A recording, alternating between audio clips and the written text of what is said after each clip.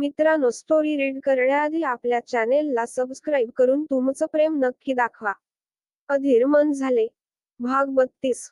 काही वेळानं विरल आकाशच्या केबिनमध्ये शिरला आणि येताच त्याने आकाशकडे पाहिलं आणि म्हणाला, "हो दादा, बोल, काय बोलत होतास? मला तुला काही विचारायचं होतं." टेबलावर ठेवलेल्या फाईलकडे बघत आकाश म्हणाला. विरलनंही याकडे लक्ष दिलं आणि इतक्या फाईल्स पाहून त्यालाही थोडं आश्चर्य वाटलं. "हो, विचार ना दादा." विरलही फाईलकडे बघत म्हणाला. "आपण दुसऱ्या कंपनीचे टेंडर कसे पास करतो?" आकाशनं प्रश्न विचारला. "म्हणजे? मला समजलं नाही दादा." विरल आश्चर्यानं म्हणाला. "म्हणजे हे टेंडर कुठल्या कायदेशीर नियमात पास झाले आहे? टेंडर भरण्यापासून पास होण्यापर्यंतची प्रक्रिया काय आहे?" आकाशनं फाईलकडे पाहत विचारलं. "आपण कच्च्या मालासाठी निविदा भरून घेतो. त्यानंतर खरेदी विभागाकडून निविदांवर चर्चा केली जाते आणि त्यानंतर योग्य असलेल्या कंपनीला निविदा दिली जाते आणि ऑर्डर दिली जाते." विरल यांनी सविस्तर माहिती दिली. विरलचं लक्ष अजूनही फाईलकडेच होतं. "पण काय झालं दादा?" विरलनं पहिल्यांदा आकाशला असं फाईलमध्ये गुंतलेला बघितलं. "हा खूप मोठा घोटाळा झाला आहे विरल." आकाश जरा गंभीरपणे म्हणाला. "म्हणजे?" विरल अजूनही गोंधळलेला होता. विरल, आपल्या कंपनीनं पास केलेल्या बहुतेक निविदा अशा आहेत ज्यांची किंमत यादी इतर निविदांपेक्षा जास्त आहे. "हो दादा, मला माहीत आहे. पण व्यवसायात फक्त किमतीच महत्त्वाच्या नसतात. गुणवत्तेकडेही लक्ष द्यावं लागतं दादा. व्यवसायात अनेक गोष्टी लक्षात ठेवाव्या लागतात. त्या सगळ्या तुम्हाला समजणार नाहीत. तुम्ही फक्त येथे बसा आणि मजा करा." विरल हसत म्हणाला. "हो, कदाचित तुझं म्हणणं बरोबर आहे. मला व्यवसायात फार काही कळत नाही." विरल आकाशच्या केबिनमधून बाहेर पडत होताच की आकाशनं त्याला हाक मारली. "विरल, तू हे टेंडर घेतोस का?" "दादा, ते काम खरेदी विभागाचं आहे. मला अजून बरीच काम करायची असतात. मग आता आपल्याला त्या कामावर लक्ष केंद्रित करावं लागेल." आता आकाश खूप गंभीर होऊन म्हणाला. "काय बोलायचं ने दादा तुला? क्वचितच ज्या कंपन्यांच्या निविदा पास झाल्या आहेत त्यांच्या किंमती खूप जास्त असतात. परंतु त्यांचे संपर्क तपशील देखील पूर्णपणे बनावट असतात." आकाश खरं काय ते प्रकट करत होता. "काय?" विरल एकदम जोरात आणि आश्चर्यानं म्हणाला. "हो विरल, मला काल काही शंका आली म्हणून मी त्या कंपनीला फोन करायचा विचार केला पण कॉल लागला नाही. आजही मी फोन केला पण त्या कंपनीत आजही कॉल आला नाही. मी दुसऱ्या कंपनीला पण फोन केला पण कडून कॉल आला नाही. कोणत्याही कंपनीचा फोन काम करत नाहीये." आकाशनं फोनवर डायल केलेले नंबर दाखवत सांगितलं. "दादा, तू एवढा तपशीलवार विचार कधी केला?" आकाशचा फोन घेत विरल आश्चर्यचकित होऊन म्हणाला. "काल मी असाच बसलो होतो. तू सोडलेली फाईल माझ्या समोर आली. तेव्हा मी ती कॅज्युअली वाचायला सुरुवात केली पण नंतर माझी आवड वाढली आणि मी अधिक तपशीलवार संशोधन केलं. मग मी या तर्कावर आलो." आकाश आज खूप गंभीर होता. "दादा, आमच्या कंपनीत कोणीतरी घोटाळा करत आहे का?" विरल काळजीत पडला. "हो, तसंच वाटतंय. आणि आता फक्त परचेस मॅनेजरच खरं सांगू शकतो. त्याची चौकशी करायची आहे." आकाश पुन्हा कठोरपणे म्हणाला. "पण परचेस मॅनेजर 10 दिवसांच्या रजेवर आहे." विरलनं पुन्हा चिंता व्यक्त केली. "काही हरकत नाही. निघाल्यावर बोलू." आकाश काहीतरी विचार करत म्हणाला. "दादा, तुम्ही शेवटी व्यवसायात रस घेत आहात याचा मला आनंद आहे."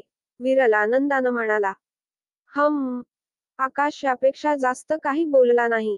4-5 दिवस उलटून गेले आणि आता आकाशनंही व्यवसायात काही रस घ्यायला सुरुवात केली होती. पण त्याचा रंगीबेरंगी स्वभाव तसाच होता. त्याला व्यवसायात रस नसला तरी आता काहीही वाचण्याआधी त्याला सर्व संशोधन करायचं होतं. कागदपत्रांची त्याला सवय झाली होती. स्वतःला वाचता येत नसले तरी तो एकदा तरी विरलला वाचून दाखवायचा. माया तिच्या शूटिंगसाठी मुंबईला गेली होती. ती आल्यावर तिनं आकाशला फोन केला. "हॅलो आकाश बाळा, तू कुठे आहेस?" "ऑफिसमध्ये माझ्या प्रिये." "तू कुठे होतीस?" आकाशनं त्याच्यासमोर विचारलं. "मला तुला भेटायचंय." माया थेट म्हणाली. "मग ऑफिसला ये." आकाश लगेच म्हणाला. "खरं?" माया आनंदानं म्हणाली. "हो, पण ऐक, मागच्या दाराने ये." आकाश जरा गंभीरपणे म्हणाला. काही वेळात माया आकाशच्या ऑफिसमध्ये पोहोचली आणि मागच्या दाराने आकाशच्या केबिनमध्ये शिरली. आकाशनं तिला आपल्या मिठीत घेतलं. मायानेही तिची पकड मजबूत केली.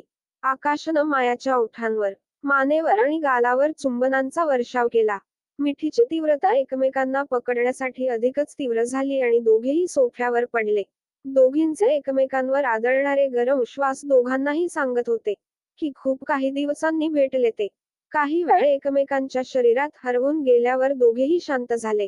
माया आकाशच्या छातीवर डोकं ठेवून झोपली होती. आकाशचा हात मायाच्या केसात फिरत होता. सहसा आकाश अशा काही क्षणानंतर लगेच दूर जात असे, पण आजही तो मायाला मिठीत घेऊन झोपला होता. माया, आकाश म्हणाला. हो बोल, माया आकाशकडे बघत म्हणाली. तू नसताना मला मजा येत नव्हती. आकाश गंभीर स्वरात म्हणाला. हो, मी पण नव्हती इथं. आणि ती सायनाही नव्हती. बरोबर ना, माया थट्टा करत म्हणाली. हो यार, ती असताना वेळ निघून जायची. आकाशनंही हसत उत्तर दिलं. चल, मी निघते आता. माया आकाशच्या मिठीपासून दूर जात म्हणाली. हो, म्हणत आकाशने मिठी घट्ट केली आणि काही सेकंदांनी मायापासून दूर गेला. मायाला आज आकाश बदलल्याचे जाणवले, पण ती काहीच बोलली नाही.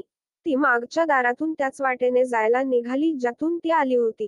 ती अजून लिफ्टपर्यंत पोहोचली नव्हती आणि समोर विरल दिसला. हॅलो माया. विरल नम्रपणे मायासमोर उभा राहून म्हणाला. माया विरलला ओळखत होती, त्यामुळे विरलचं हे बोलणं तिला आश्चर्य वाटलं नाही. हाय, म्हणत मायाने बाजूने जागा काढण्याचा प्रयत्न केला. पण विरलने भिंतीवर हात ठेवून मायाचा मार्ग अडवला आणि बोलला. एक बात बोलू? हा बोलो. तू खूप सुंदर आहेस. विरल मायाच्या अगदी जवळ येत म्हणाला. मला माहीत आहे. मायाने कुजबुजत उत्तर दिलं आणि 2 पावले मागे सरकली. माया, म्हणत विरलने मायाच्या चेहऱ्यावर हात ठेवायचा प्रयत्न केला, पण मायाने तो हात धक्क्यानं झटकाला आणि विरलच्या दिशेने बोट वर केलं आणि कडक शब्दात बोलली. तुझ्या हद्दीत राहा. एक मुलगी जिने अनेक वेळा तिची मर्यादा ओलांडली आहे ती मला माझ्या मर्यादेत राहण्यास सांगते. ती शिकवते मला. विरल हसत म्हणाला. माझ्या मर्यादा ठरवणारा तू कोण आहेस रे? तुझ्यात खूप अटिट्यूड आहे ना.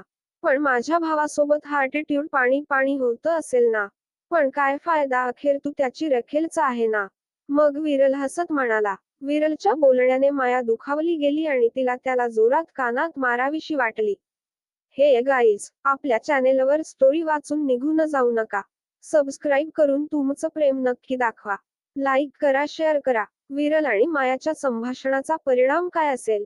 आकाश व्यवसायावर अधिक लक्ष केंद्रित करू शकेल, की त्याचा रंगीबेरंगी स्वभाव त्याला थांबवेल? जाणून घेण्यासाठी वाचत रहा. अधीर मन झाले. धन्यवाद.